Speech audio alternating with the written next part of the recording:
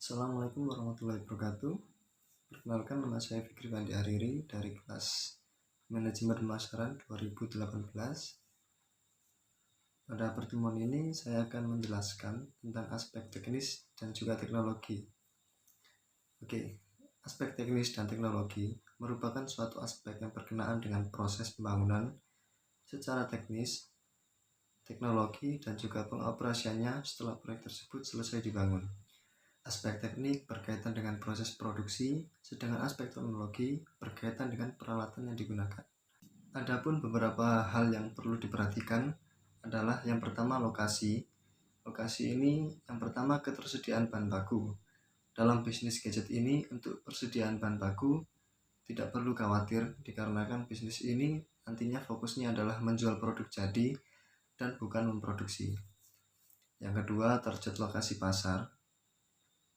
Target lokasi pasar yang memiliki prospek adalah pada pasar offline, yaitu lokasi yang memiliki lalu lintas ramai dan padat penduduk, serta lingkungan yang memiliki daya beli tinggi.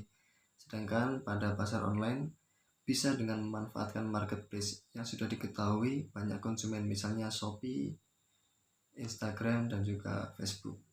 Yang ketiga, ketersediaan alat komunikasi. Nantinya bisnis gadget ini ketersediaan alat komunikasinya berupa iklan sosial media, papan iklan, dan lain sebagainya. Yang keempat, ketersediaan tenaga kerja. Dengan fakta bahwa minimnya jumlah tenaga kerja yang berkualitas, maka hal tersebut bisa diakali dengan memberikan pemahaman dan juga penelitian terhadap calon karyawan agar tujuan dari bisnis gadget ini bisa dijalankan dengan baik. Hal yang kedua yang perlu diperhatikan adalah produksi. Di bagian produksi, bisnis ini tidak akan berfokus pada hal menciptakan, dikarenakan nantinya toko akan mengambil barang jadi langsung dari produsen, sehingga untuk bahan dasar dan mesin tidak begitu diperlukan. Mungkin yang perlu diperhatikan adalah mempertahankan stok agar tidak sampai kosong. Kemudian alat dan teknologi. Yang pertama, kemampuan tenaga untuk menggunakan teknologi. Pada bisnis gadget ini nantinya tenaga kerja diharuskan mampu mengoperasikan teknologi yang berkenaan dengan proses pemasaran maupun hal lain yang berhubungan dengan kepentingan usaha. Yang kedua, kemungkinan mengembangkan teknologi.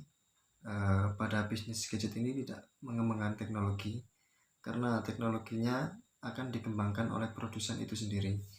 Yang ketiga, keberhasilan penggunaan teknologi di tempat lain. Beberapa teknologi yang berhasil digunakan diantaranya adalah internet untuk menjalankan kegiatan bisnis seperti periklanan, pengenalan produk, dan lain-lain. Kemudian teknologi yang kedua adalah vintage atau financial teknologi, yang mana terbukti sangat membantu dalam proses transaksi dalam dunia bisnis.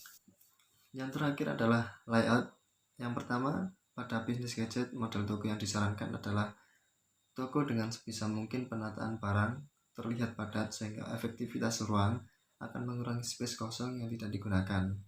Yang kedua, desain toko juga harus mampu memancing orang untuk datang berbelanja dengan meletakkan produk-produk yang sedang populer di bagian depan.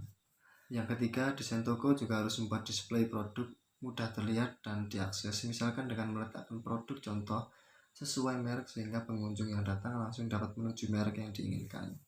Yang keempat, desain toko tidak boleh mengurangi tingkat keamanan, misalkan dengan menggunakan CCTV, dan produk-produk mahal harus diletakkan di area khusus. Yang terakhir, toko harus mampu memberikan jaminan keamanan dan keselamatan penjaga maupun pengunjung, misalkan dengan jaringan kabel listrik disembunyikan dengan baik, atau deretan barang pada rak atau etalase disusun rapi agar tidak mudah roboh ataupun terjatuh. Sekian presentasi dari saya, kurang lebihnya saya mohon maaf. Semoga bermanfaat. Wassalamualaikum warahmatullahi wabarakatuh.